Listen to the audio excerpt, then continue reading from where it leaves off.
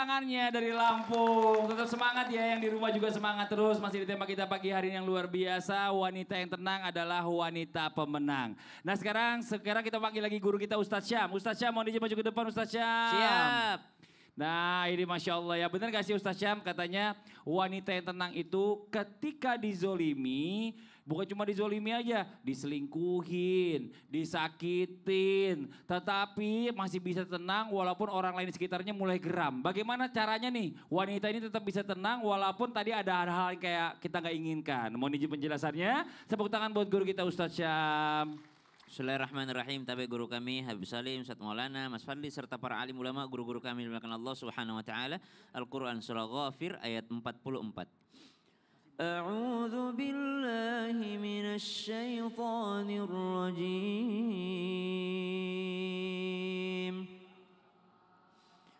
Fasatadhkuruna ma aqulu lakum وأفوض أمري إلى الله وأفوض أمري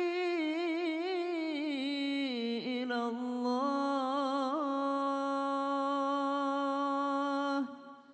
إن الله بصير بالعباد.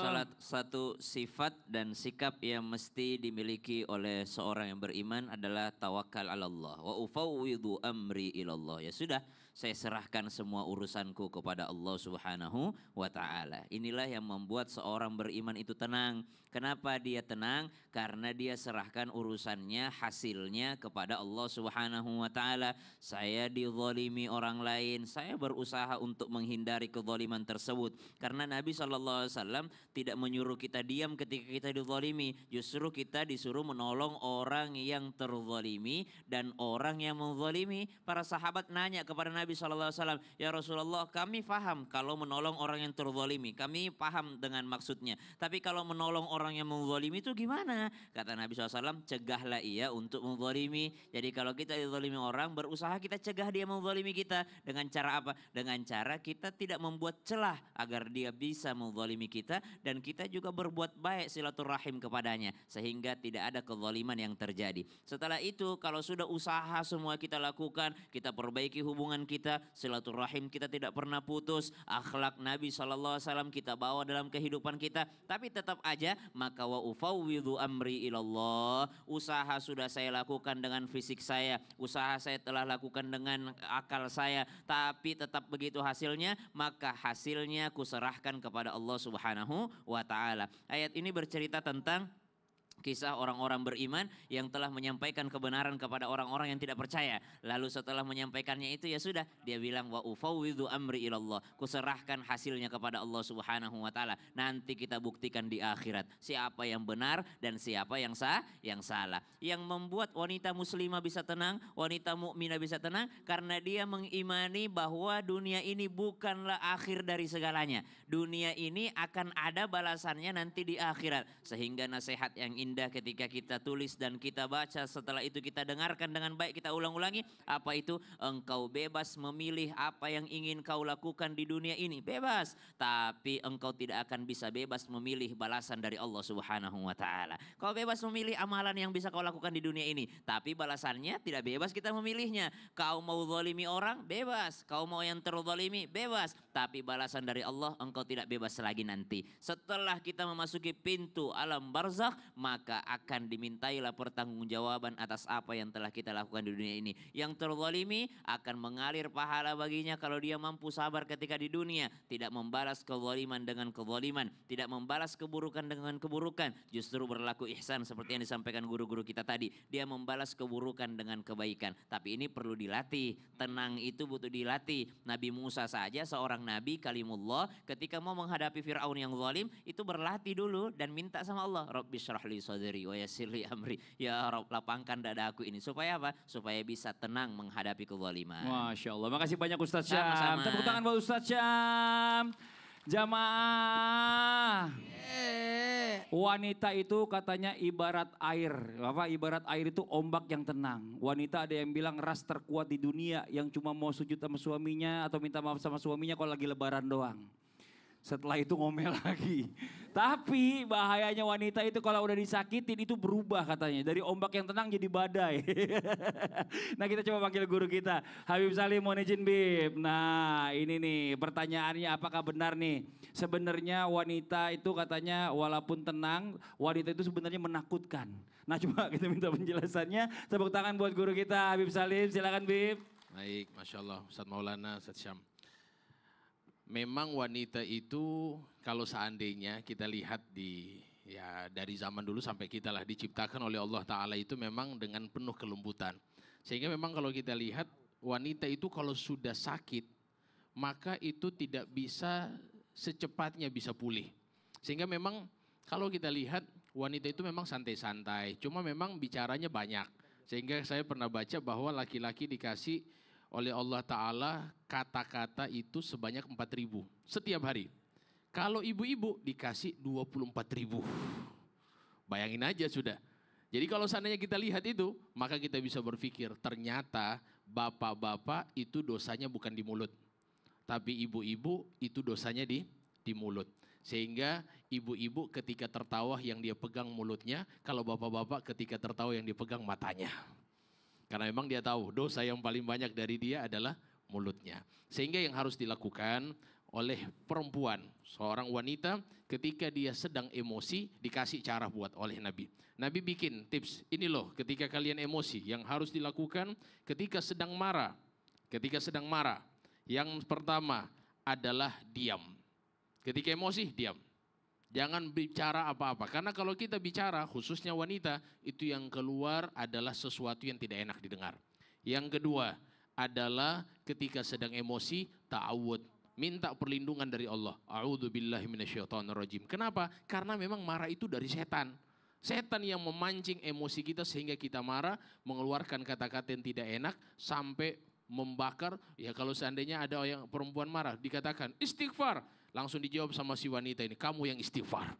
Ya, padahal dia juga yang memang sedang kerasukan setan. Maka yang harus lakukan astagfirullah, a'udzubillahi minasyaitonirrajim. Kemudian pindah posisi, sedang emosi, pindah posisi. Kalau seandainya sedang emosi berdiri, maka duduk.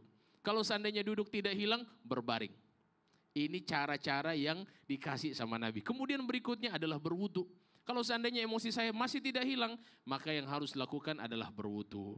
Berwudu maka insya Allah bisa menghilangkan daripada emosi kita. Cuman ingat juga bagi siapapun, baik itu suami maupun anak, jangan membuat daripada wanita perempuan itu emosi. Suami jangan sampai membuat istri marah. Apa yang membuat istri marah? Membuat istri marah jangan dilakukan sesuatu yang dia tidak sukai. Apalagi ketika datang bulan. Jangan cari masalah itu.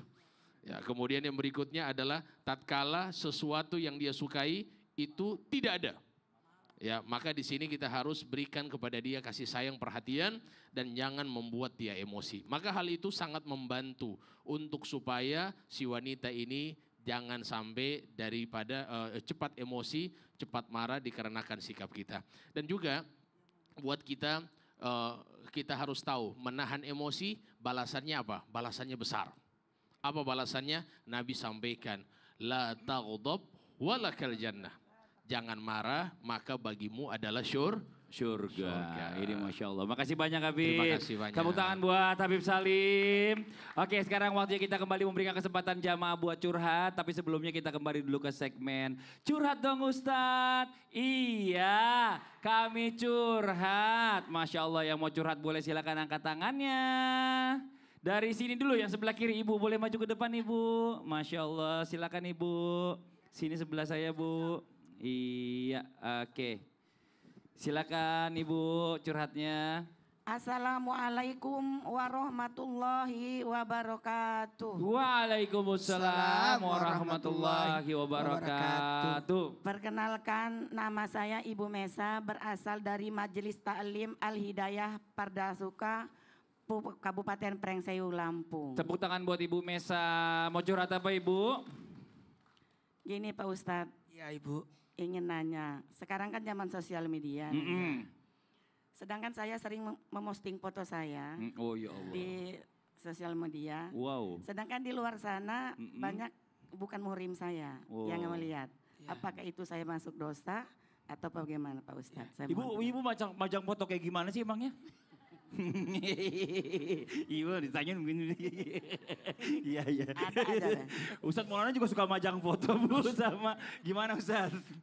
Gini, berkaitan dengan sosial media, Ustaz Sam dulu. Ustadz Syam dulu iya lagi Ustadz Silakan, nggak- lanjut, orang lanjut, nggak apa-apa. lanjut, Silakan. lanjut, Nggak lanjut, apa-apa. Ya udah nggak apa-apa. Jangan gitu aja jadi enak. Ya.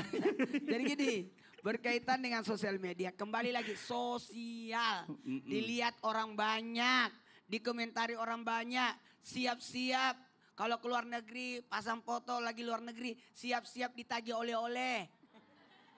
Tuh. Karena sosial media itu berkaitan dengan kehidupan umum.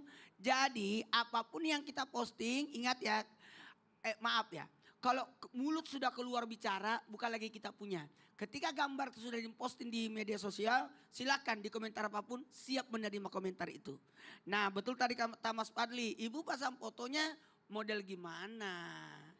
Kalau niatnya berdakwah, membagi ilmu, berbagi kebaikan. Atau ibu jualan baju. Ya kan? Jualan baju, itu enggak apa-apa. Apa-apa. Tapi kalau ibu posting hanya untuk mamer kemewahan, takutnya nanti ria atau mendapat penyakit ain. Itu yang dikhawatirkan. Memosting sesuatu itu baca dulu Masya Allah, ya Subhanallah, berdoa dulu baca salawat. Karena khawatirnya kena penyakit ain. Karena ketika kita memosting sesuatu itu maaf, itu akan sudah bukan lagi kita punya, orang lain yang punya. Nah gambar ibu bisa jadi diambil orang. Iya bisa diambil. Itu Iya, masalahnya. tapi bahaya juga Bu. Kalau zaman sekarang itu ada AI. Muka kita bisa dipakai gambarnya, badannya orang lain itu Dan bahaya banget. Bisa jadi juga dosa jariah. Oke. Bisa jadi dosa jariah. Ustaz Syam ditambahkan silakan. Oke, dan buat seluruh pengguna sosial media, stop menormalisasi selfie-selfie nggak jelas.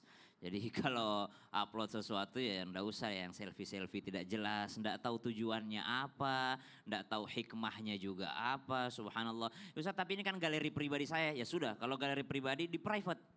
Biar nggak ada yang lihat, subhanallah. Karena Tapi kalau seandainya dia KOL yang berhubungan dengan produk-produk, Ya, dia itu kan harus kan. banyak postingnya juga. Iya, kalau dia ada tujuan, Ada ada kepentingan. produk, ada dia jualan, dia Kebetulan saya ads. dagang ayam Pak Ustadz. Apa? Kebetulan saya dagang ayam Pak Ustadz. Oh, dagang ayam. dia Jadi kamu dagang- fotonya bareng ayam. Kan dagang ayam. Iya. Jadi kalau dagang ayam, maka yang diposting ya yang ada kepentingannya. Masa ayamnya yang diposting ibunya Bisa, juga lah. ibunya memosting dirinya dengan mengatakan, perkenalkan saya ibu ini pedagang ayam. Bagi yang mau ketemu dengan saya, datanglah beli ayam di sini. Iya. Nah, gitu, subhanallah. Jadi memang kembali lagi kita ini bebas melakukan apa saja di dunia ini, tapi kita tidak bebas untuk menentukan balasan dari Allah Subhanahu wa taala. Mesti ada balasannya. Jadi stop menormalisasi sesuatu yang sebenarnya tidak normal dalam agama ini. Dalam agama ini tidak boleh seseorang memamerkan auratnya, tidak boleh melakukan sesuatu yang tidak ada manfaatnya. Maka kalau ditanyakan dosakah saya, bisa jadi berdosa di mata Allah Subhanahu wa taala kalau itu tidak ada manfaatnya dan justru banyak mudaratnya. Nah, Allah makasih Ta'ala. banyak Ibu Mesa. Terima kasih Pak Ustadz Makasih, penjelasannya. ya. Assalamualaikum warahmatullahi wabarakatuh. Waalaikumsalam warahmatullahi wabarakatuh. Tepuk tangan buat Ibu Mesa. Oke, satu lagi kita kasih kesempatan jamaah yang mau bertanya boleh silakan angkat tangannya dari sebelah sini. Dari sebelah sini. Ibu di depan boleh maju ke depan Bu. Oke. Iya, Habib mohon izin Bib. Iya, silakan Ibu. Mau curhat apa? Kenalkan dulu namanya. Assalamualaikum warahmatullahi wabarakatuh. Waalaikumsalam warahmatullahi wabarakatuh. Tabi Pun. Iya Pun. Saya Vidyati dari Majelis Taklim Al-Hidayah pada Suka Kabupaten Pringsewu, Lampung. Tepuk tangan dong buat Ibu. Mau curhat apa Ibu?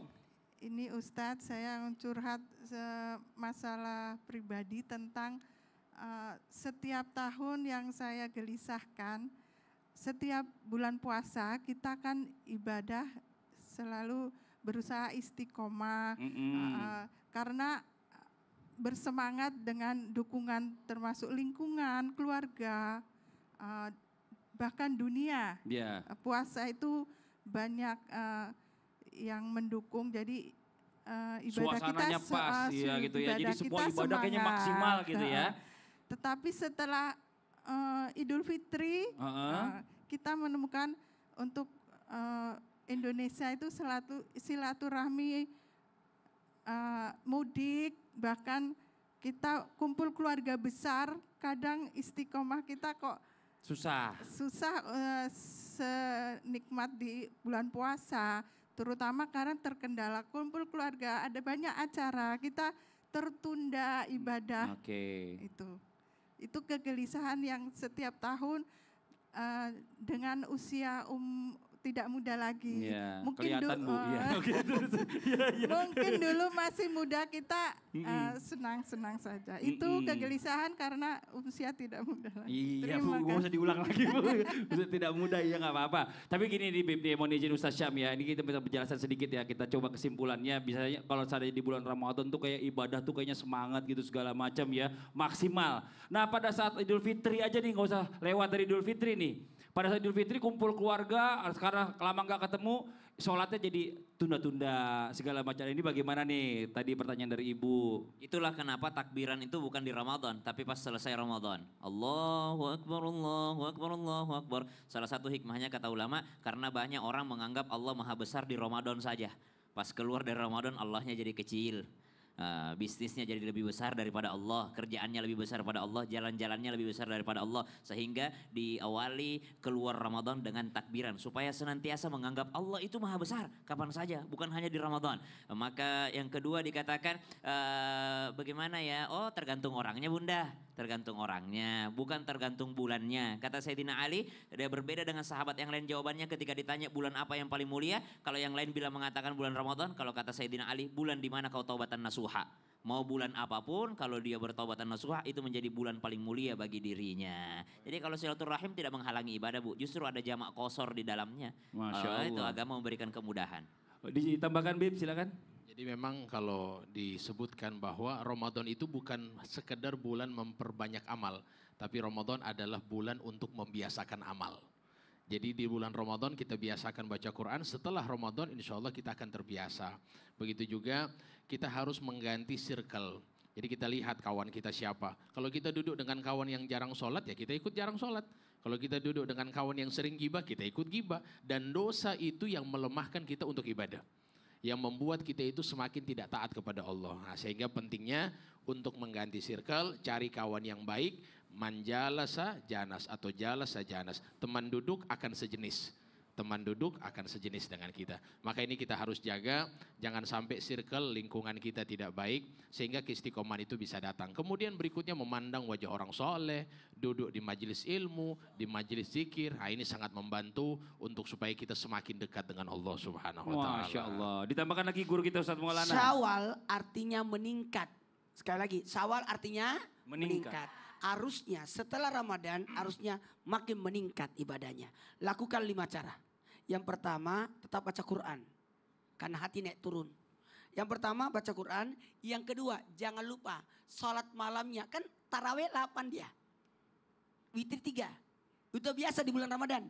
Pindahkan di tahajud. Sholat malam. Kemudian zikirnya diperpanjang. Perbanyak zikir. Atau zikir 500. Basmalah, istighfar, la ilaha illallah, salawat, kemudian tutup tasbih lengkap, masing-masing 100. Apalagi tetap berpuasa, ada namanya puasa Syawal, ada puasa Senin Kamis, kan masih bisa. Dan yang terakhir jangan lupa masuk dalam majelis, tepuk tangan dulu. Iya, jadi kebiasaan di bulan Ramadan itu makin dilanjutkan setelah Ramadan. Jadi bisa jadi efeknya jauh lebih bagus. Karena kalau ada orang penataran, pembekalan, kajian atau pelatihan selama seminggu, sebulan itu pasti akan mahir. Untuk apa? Untuk 11 bulan ke depannya. Oke, Bu. Masya Allah. Terima kasih, Iya Ustadz. Ibu, makasih banyak juga. Ibu di sini aja jangan kemana-mana dulu. Oke, makasih banyak buat semuanya juga yang sudah selalu setia menyaksikan Islam itu indah. Semoga apa yang disampaikan oleh guru-guru kita hari ini dijadikan ilmu yang bermanfaat untuk kita semuanya. Dan sekali lagi mohon maaf atas segala kekurangan. Wallahu muwaffiq ila aqwamit thoriq. Wassalamualaikum warahmatullahi wabarakatuh. Waalaikumsalam warahmatullahi wabarakatuh.